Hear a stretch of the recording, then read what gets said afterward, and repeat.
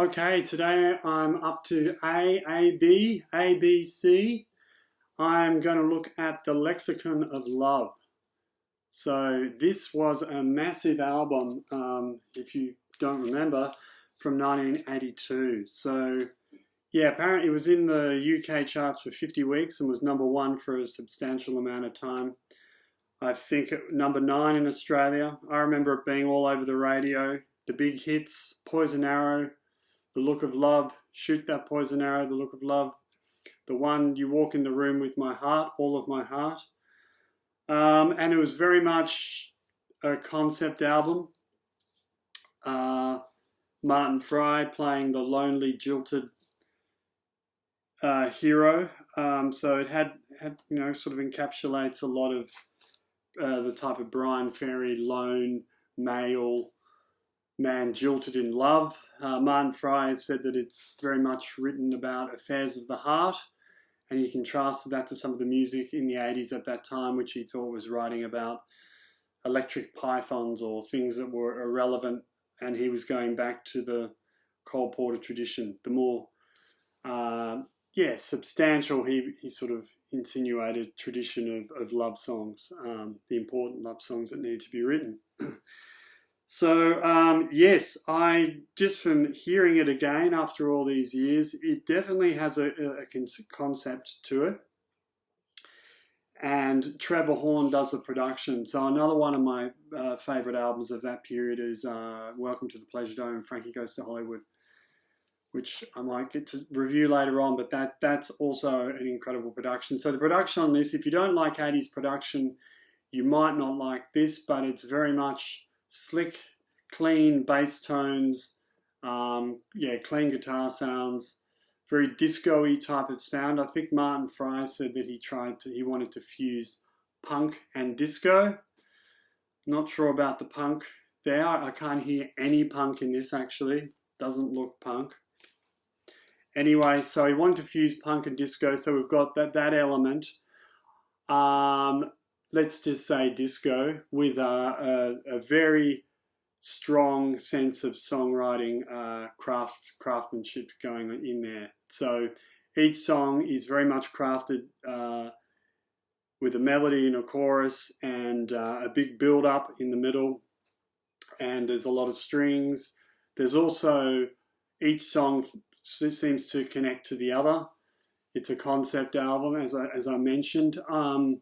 I guess one way he's playing the jilted lover in some ways, and also the Martin Fry character is very, very serious about love. So we could juxtapose this with Zygmunt Bauman, or even compare this with Zygmunt Bauman's theory of liquid love. If you don't know of him, he's a Polish Jewish sociologist who followed with Karl Marx in saying that under the capitalist system, under capitalism and in the state of modernity that we exist in, where, to quote Marx, all that is solid melts into the air, all that is holy is profaned. This idea that capitalism constantly brings about a revolutionary type of chaotic state where things are, to survive you need to innovate. So you cannot stay doing the same thing or be comfortable. Finding a place to stand is very difficult in the capitalist system, in the capitalist world that we live in. So Bauman followed that across to relationships and said not only are jobs precarious and other parts of social interaction are precarious, but also our relationships are precarious. And Bauman, I think he was 90 when he wrote this book, Liquid Love, or investigated online dating as a 90-year-old. Don't know that he actually went through with any of it, but he was looking at it as a sociologist detached. And he was horrified at the liquidity of modern relationships. He said in the past, where it was until death do us part, now it is based on the catchphrase until further notice. So relationships are all encapsulated around that phrase, until further notice, until something better comes along, I think the way he put it. So you're swiping along and you found somebody and they'll be good until someone better comes along. Now, Martin Fry isn't this kind of guy, even though he's living in the peak, you could argue, the zenith perhaps of capitalist society, modernity in the 80s especially maybe, where the rise in material goods and the rise in wealth and the sense of money, greed is good, Gordon Gekko, Wall Street, Tom Cruise, money's good, ambition's good, power's good, important. Martin Fry stands apart from that. So I do think of Bryan Ferry in this same sort of grouping, I guess, in this same sort of milieu. So Bryan Ferry, very much the man on the prowl, the man who takes love very seriously. Love is a drug and I need to score. The white suit, the look, very slick, and he's playing a game. And the album Siren by Roxy Music has that kind of sensibility to it, but so do some of his solo albums. So yeah, he also did some classic kind of Cole Porter type songs. Just trying to think. Tears. Yeah. God, my brain's gone for a minute. But yeah, he did a lot of covers, a couple of albums of covers, which were very much traditional love songs. He's also recently done a cover of Dylan songs, but that's by the by. So Tears Get in My Eyes, I think it was. So that Martin Fry is taking on that sort of persona. So he's the opposite to Bauman. What Bauman says that the modern relationships are based around this liquid love, this fluid love, this idea that all of this solid melts into the air, everything's fluid, you've got to innovate all the time, you've got to change it up, move from one relationship to another, and so on. And Martin Fry is very much saying, no, I'm in this for the real deal. So might even want to compare it to Wagner. I can think of Tristan and Isolde, the famous opera where Tristan says, you know, the only way we're going to be together is not during the daytime, not during the daylight, but in that long, everlasting night of death. I think I wrote, yeah, Tristan pleads that he and Isolde can only truly be together in the long night of death. So that, if you've watched that opera, which is an amazing opera worth watching, it's that incredible connection that two people feel together that can only be consummated in death, meaning that that gives it the spark of the eternal. In death, the love becomes fused in a moment, eternal moment. So obviously this is the antithesis of liquid modernity and relationships until further notice. And maybe the lexicon of love is the antidote that some of us need. In this modern world that we live in, with constant apps and chat rooms, jumping from chat room to chat room and playing the game and so on and so forth, whether we can escape the field, the game, what Bourdieu might call the game or the field, and whether we can step outside of that is questionable and arguable we can't. But I think the romantic dream, especially the romantic idea of death do us part, if you've been watching Married at First Sight, you can see that mythical idea is still there, the eternal soulmate.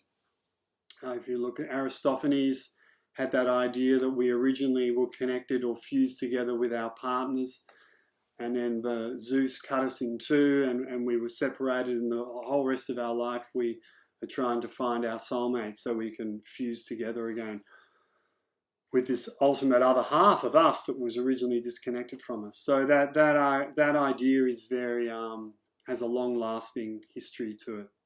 So the lexicon of love, as I said, very slick. I forget. I'm going to ignore his thing saying that it was punk fused with disco. I think it's pretty much disco, but songwriting disco. Good songs in there. It's very slick. The bass sound is great. I also, very sort of John Taylor-ish from Duran Duran. Now, his singing is very much in the vein of David Bowie. I mean, it's almost as if he swallowed David Bowie's voice before he started recording. Especially Bowie around the time of Absolute Beginners, but even further back to the Young Americans period. It's you walk in the room with my heart, da da da da da. It's very histrionic, but emotional in an 80s way. You could say it's overblown, but that's how a lot of people sang in the 80s. If you listen to Loverboy, Turn Me Loose, I gotta do it my way. It's very much, life and death, which is what Martin Fry's talking about in this, The Lexicon of Love. Life and death. I mean, there's a line in the song All of My Heart that goes over and over and builds and builds and the strings build up. One day you'll walk in the room with my heart. Yeah, it's that idea that his heart has been ripped out of his body by a woman, and she's going to walk in and give him back his heart, almost like the soulmate connection, that he's been split away from his soulmate. But one day he dreams that this fusion between the two of them will come to be. So it's an incredibly romantic album. Again, ABC at the time of the New Romantics, so that fits into that whole scene that was going on then, where love was very much, despite what Martin Fry says, a lot of artists of that time were writing about love. Do You Really Want to Hurt Me? Culture Club. Love is a Battlefield, Pat Benatar. Come on, Martin. They were all writing about love. I mean, Hazy Fantasy weren't with Shiny Shiny. Or maybe that's a metaphor. But anyway, love was really big in the 80s, so I think Martin Fry's wrong there. But maybe that enduring till death do us part type of love, which I would connect to Wagner and Tristan and Isolde, is something that Martin Fry specialised in that wasn't prevalent in the other 80s artists. Although The Power of Love, Frankie Goes to Hollywood, also produced by Trevor Horn, has that same commitment. I feels like fire. So The Power of Love, A Force from Above, soothing my soul. Flame on, burnt desire, love with tongues of fire burns the soul. Make love your goal. So come on, Martin. What if Frankie Goes to Hollywood? So I would say love, enduring love, romantic love was a big part of the 80s, but that doesn't lessen the uniqueness of this album being a concept album, which was certainly not common in the 80s, and holding a theme the whole way through. Probably more connection, more cohesion to this album than Sgt. Pepper's, which, as John Lennon said, was just they strung together a whole lot of songs and said these fit together, and it is a concept album, but every song on The Lexicon of Love, sound-wise and more importantly, I guess, lyric-wise, is connected to that idea of eternal love and that eternal quest to find this ultimate soul love, this love that will be eternal and everlasting till death do us part. So worth listening to again. The big hits, Shoot That Poison Arrow Through My Heart. There you go, Hyperbole was the order of the day back then. But maybe he feels love in that way. So you could say overblown, overwrought, but I think we've all gone through that period where someone shot that poison arrow through our heart or walked in the room with our heart after they've jilted us. So he's talking about something real. And the other big hits, Tears Are Not Enough was the first single, and The Look of Love, which was much more poppy, less overwrought, and The Look of Love Part 4. And they have they've done a up-to-date Lexicon of Love, Volume 2, which I haven't heard. So anyway, to me this was a dance or a walk down the 80s alley that I hadn't been down for quite some time. Well, some people might argue I've been down there a bit, but not with this particular album. It's still from Batman Records, got the $2.95 price tag on it, so I must have got this a long time ago. Anyway, that's it for me with ABC. There's also, apparently they did a film based on this album, which is online that you can check out, which I haven't looked at yet, but I might do now after re-immersing myself in the album. So yes, for all you jilted lovers, for all you questers for that eternal, long-lasting till death do us part moment, ABC is the band for you.